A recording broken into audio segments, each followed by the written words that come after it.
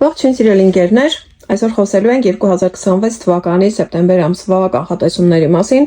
որոնք վերաբերում են մեր երրորդ կրակի նշանի ներկայացուցիչներին, մեր շատ սիրելի, կարելի ասել հետաքրքրասեր, սովորող, ձգտող, աղեղնավորներին։ Սիրելիներս, ձեզ համար հուսամ օգոստոսը բարեհաջող է անցել, խավարումների առումով եմ հարցնում, որովհետև օգոստոս ամիսը լարված ամիս էր, կապված այդ խավարումների, խավարման միջանցքի հետ, այստեղ մենք սեպտեմբերը ունենալու ենք բավականին դինամիկ, հետաքրքիր ամիս եւ ոչ մի խոչընդոտներ կարելի ասել սեպտեմբերին չենք ունենալու, նշանակում է սեպտեմբերը գործելու ամիս է, սեպտեմբերը նպատակները իրականացնելու ամիս է, ինչը օրինակ չեմ կարող ասել հոկտեմբեր ամսվա մասին, որովհետեւ հոկտեմբերին մենք խանգարող հանգամանքներ ենք ունենալու, երկու հետընթաց անձնական մոլորակ, ուստի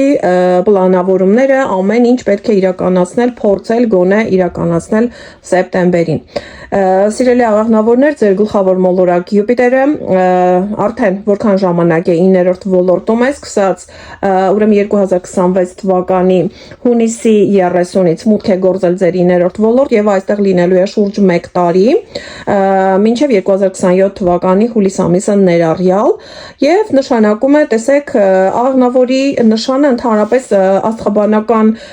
շրջանի 9-րդ ոլորտն է, 9-րդ տունն է, որը ներկայացնում է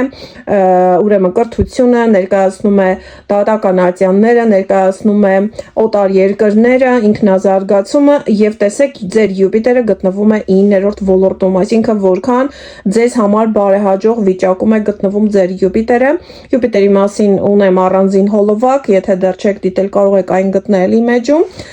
Եվ Յուպիտեր մոլորակը ամբողջ օգոստոս ամսվա ընթացքում բավականին ակտիվ է եղել եւ այն նպաստել է նրան, որ դուք արդեն սկսած օգոստոսից ցանկություն եք ունեցել միգուցե ինչ որտեղ գնալու, օտար երկիր գնալու, օտար երկրացիների հետ շփվելու,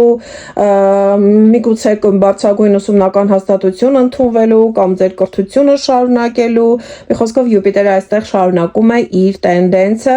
մինչև 2027 թվականի հուլիս ամիսը ներառյալ։ Իսկ ինչ վերաբերում է սեպտեմբեր ամսվան, հիմա սկսենք սկզբից։ Ուրեմն տեսեք, մենք սեպտեմբերի 10-ին արդեն ունենք մի քանի կարևոր տրանզիտներ, նախ առաջին հերթին վեներամոլորակը մուտք է գործում ձեր 12-րդ ոլորտ, որտեղ է լինելու է հետընթաց հոկտեմբերին։ Սիրելիներս, 12-րդ ոլորտը փակ ոլորտն է, գաղտնիքներ են, գաղտնիսիրային կապերն են, գաղտնի աշխատանքն է, մեկուսացած միջավայրն է, եւ այստեղ շատ աղեղնավորների մոտ կարող է սեպտեմբերի 10-ից սկսվել այնպիսի մի վիճակ, այնպիսի մի իրավիճակ, որտեղ դուք չցանկանաք մարդկանց հետ ձեր այդ թեմաներով կիսվել, օրինակ դուք կատարեք մի աշխատանք, որի մասին չցանկանաք բարձրաձայնել։ Սակայն ինչի համար է սա կարևոր։ Սեպտեմբերի 10-ից հետո այն մարդիկ, այն իրավիճակներ, ովքեր մուտք կգործեն ձեր կյանք,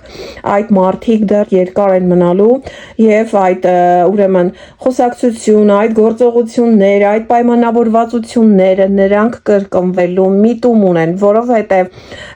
հոկտեմբերին վեներամոլորակը հենց այս նույն 12-րդ ոլորտում ունենալու է հետընթաց։ Իդեպ վեներայի մասին նույնպես ունեմ առանձին հոլովակ, եթե դեռ չեք դիտել, կարող եք գտնել այն եւ հասկանալ, թե այն ձեզ ինչ կբերի իր հետընթացով, եւ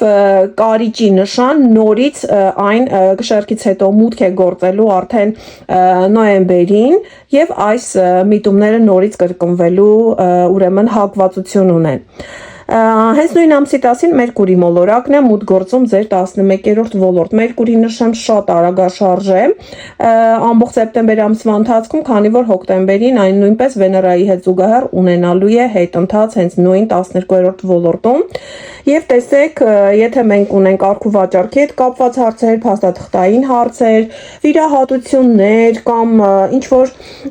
կարևոր գործողություններ, որոնք մենք կատարում ենք, ասենք պետական հաստատությունների հետ, ասենք օրինակ փաստաբանների հետ կամ ինչ որ փաստաթղթային գործընթացների հետ, այդ ամենը մենք կատարում ենք սեպտեմբերին, Մերկուրին այստեղ շատ արագ է, նպաստում է նրան, որ մեր գործերը շատ արագ ստացվեն։ Մերկուրին ամսի 10-ից հետո ձեզ բերում է շատ շփումներ, նոր ընկերներ, բերում է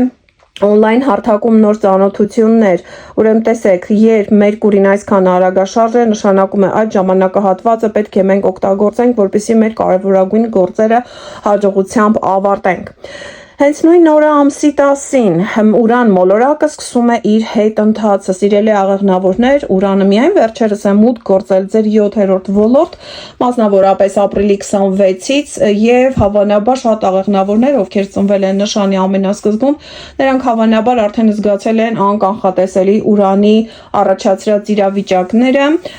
որը վերաբերում է ձեր կողքի մարդկանց, համենայն դեպս դուք երևի նկատած կլինեք արդեն ձեզանից գոնե մի մասը, թե ինչքան անկանխատեսելի եւ անբռնազբոսիկ են ձեր կողքի մարդիկ, միգուցե նաեւ անպատասխանատու, միգուցե նաեւ շատ ուրեմն երկար բարակ չմտածող, մի խոսքով Ուրանի ազդեցությունն է սա եւ սիրելիներս,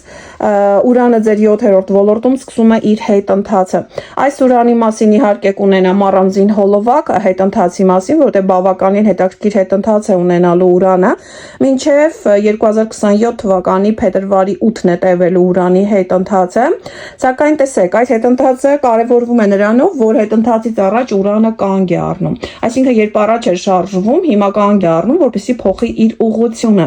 իսկ Ուրանի կանգի ժամանակ, ամեն անգամ երբ Ուրանը պիտի կանգնի, որ սկսի շարժվել առաջ կամ հետ, այդ ժամանակ մեր կյանքում տեղի են ունենում անկանխատեսելի չպլանավորած իրավիճակներ, իսկ այս իրավիճակները կարող են վերաբերել ձեր կողքի մարդկանց, կարող է լինել ձեր հաճախորդի կողմից, կարող է լինել ձեր ընկերոջ կողմից, ձեր զուգընկերոջ կողմից, ձեր ամուսնու կամ կնոջ կողմից, ձեր շրջապատի կողմից, ինչ որ անկանխատեսելի չպլանավորած իրավիճակ կարող է լինել սեպտեմբերի 10-ին կամ 11-ին, իսկ թե ասել Ուրանը դրական անակնկալ է բերում, թե բացասական, դա պարզապես աբսուրդ է, որովհետև ոչ մեկ չի կարող նախապես կանխորոշել Ուրանի ազդեցությունը։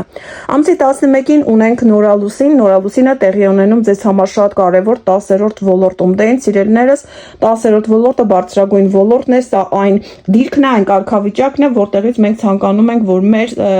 շրջապատը, հասարակությունը մեզ տեսնի, այսինքն այն կետն է, որտեղ մենք ցանկանում ենք հասնել։ Սա մեր ամուսնական կարգավիճակն է առաջին հերթին։ Այսինքն ամսի 11-ի նորալուսնից հետո շատ աղնավորների մոտ կարող է գրանցվել ամուսնություն կամ ամուսնալուծություն։ Շատերի մոտ կարող է լինել երեխայի ծնունդ կամ դուք պարզապես իմանաք, որ ծնող եք դառնալու։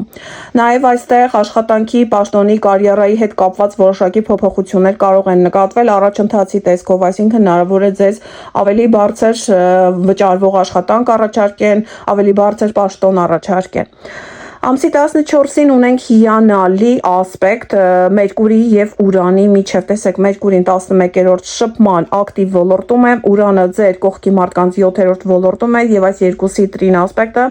ամսի 14-ին ձեր օրը դարձնում է բավական հետաքրքիր դրական անակնկալներով լի, կապված ընկերների հետ, կապված օնլայն հարթակի հետ, օրինակ եթե դուք օնլայն հարթակում ինչ որ վլոգ եք վարում կամ բիզնես ունեք կամ գովազդ եք անում, ինչ որ մի ուրեմն իրադարձություն կա օնլայն հարթակի հետ կապված, այստեղ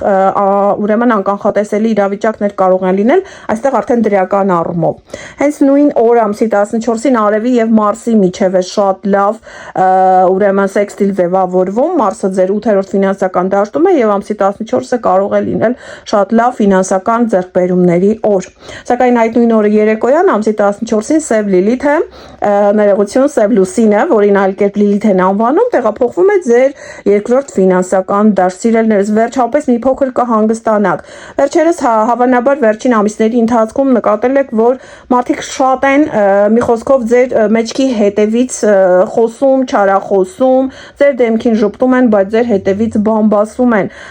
Սև Լուսինը այսպիսի իրավիճակ էր առաջացնում ձեր առաջին ոլորտում։ Սակայն Սև Լուսինը լքում է արդեն ձեր առաջին ոլորտը, դա ինչ որ առումով ձեզ համար լավ է, բայց այստեղ արդեն պետք է զգուշ լինեք ֆինանսական հարցերում, որովհետև Սև Լուսինը մինչև հունիս ամիսը 2027 թվականի լինելու է ձեր ֆինանսական դաշտում։ Դա նշանակում է, որ շատ զգուշ պետք է լինեք ցանկացած ֆինանսական գործողություն իրականացնելիս, որովհետև Սև Լուսինը անգամ իր լավ ասպեկտացիաների ժամանակ մեզ դրդում է ինչ որ ավելորդ ծախսերի, ավելորդ ֆինանսական պարտավորությունների։ Ամսի 18-ին ունենք լարված օր։ Տեսեք սիրելիներս, ես այս ամբողջ ընթացքում գրեթե ոչ մի լարված օրվա մասին չեմ խոսել, մինչև ամսի 18-ը, այստեղ ընդամենը 1 օր ունենք, Մերկուրի Սատուրնի միջև ունենք ընդդիմություն, Սատուրնը գտնվում է ձեր 5-րդ ոլորտում, սիրելիներս եւ Մերկուրին 11-րդ ոլորտում, զգուշ եղեք այս օրը մի վիճեք երեխաների հետ, մի վիճեք սիրածայակի հետ, մի վիճեք ընկերների հետ, Մերկուրին ինֆորմացիան է, խոսքն է եւ հնարավոր է այս օրը դուք չհասկանաք իրար։ Ամսի 26-ին ունենք լիալուսին, որը կրկին տեղի ունենում ձեր 5-րդ ոլորտում, այնտեղ որտեղ Սատուրնն է եւ ինչ որ մի բան կապված միգուցե երեխաների թեմայի հետ, միգուցե կապված ստեղծագործական աշխատանքի հետ կամ հանգստի մեկնելու ծրագրերի հետ այստեղ ավարտվում է։ Սիրելի աղեղնավորներ, հնարավոր է որ դուք օրինակ այս օրերին ենթադրենք իմանաք, որ դուք երեխա եք ունենալու կամ ձեր երեխան արդեն ծնվում է սեպտեմբերի 26-ի մոտակա օրերին։ Կամ օրինակ դուք ինչ որ ստեղծագործական աշխատանքով եք զբաղված, երգում եք, չգիտեմ, այնտեղ պարում եք, նկարում եք եւ այլն, արվեստի ինչ որ ճյուղով եք զբաղված, ուրեմն տեսեք, այստեղ այս լիալուսինը բերում է ինչ որ փոփոխություն այդ գործի մեջ, հնարավոր է որ դուք օրինակ փոխեք ձեր ուղղվածությունը արվեստի ճյուղում կամ օրինակ ասենք ամսի 26-ի մոտակա օրերին դուք որոշեք որ այլևս չեք զբաղվելու նրանով ինչով զբաղվել եք։ Նաև այս ամսի 26-ի լիալուսինը նախանշում է այն մասին, որ կարող եք դադարեցնել կապը ձեր սիրած էակի հետ։ Ամսի 28-ը նույնպես շատ հաջող օր է, որովհետև Արև Ուրան տրին ասպեկտը ունենք, տեսեք Ուրան մոլորակը ձեր 7-րդ ոլորտից տրին ասպեկտի մեջ է, սա նշանակում է, որ շատ լավ անակնկալների օր կարող է լինել եւ հիմնականում դա կարող է կապված լինել ընկերական միջավայրի հետ, միգուցե դուք աշխատում եք մեծ կոլեկտիվում, այստեղ է լինելու այդ անակնկալ իրավիճակը կամ միգուցե նաեւ ձեր կողակցի կողմից կամ հնարավոր է, եթե դուք օրինակ ամուսնացած եք, օրինակ ձեր ամուսինը եւ կինը այդ օրը ձեզ ինչ որ լավ, շատ հետաքրքիր ինչ որ լուր հայտնի, որը կարող է վերաբերել ինչպես ձեր անձնական կյանքին, այնպես էլ ֆինանսական կարգավիճակին։ Ամսի 28-ին Մարս մոլորակը, որը մինչ այդ ամբողջ ամիս ձեր 8-րդ ֆինանսական դաշտում էր եւ օգնում էր ձեզ բանկային գործերում, ֆինանսական հարցերում, տեղափոխվում է արդեն 9-րդ ոլորտ, այնտեղ որտեղ Յուպիտերն է։ Ուրեմն նշանակում է ամսի 28-ից հետո եւ ամբողջ հոկտեմբեր, նոյեմբեր ամիսների ընթացքում Մարսը լինելու է ձեր 9-րդ ոլորտում, սիրելիներս նշանակում է ձեզ օգնելու է, որպեսզի ձեր դատական հարցերը կարգավորեք, օգնելու է, որպեսզի կարողանաք ենթադրենք ինչ որ միջազգային կազմակերպությունում աշխատանք գտնեք, կամ միգուցե ծանոթություն կարող է լինել ինչ որ օտարերկրացու հետ։ Միայն թե 9-րդ ոլորտը նաև ճամփորդություններն են, իսկ Մարսը արագություն է սիրում, այստեղ զգուշ եղեք ուրեմն ճանապարհներին վթարներից։ Ամսվա վերջին օրը ամսի 30-ին Մերկուրի մոլորակը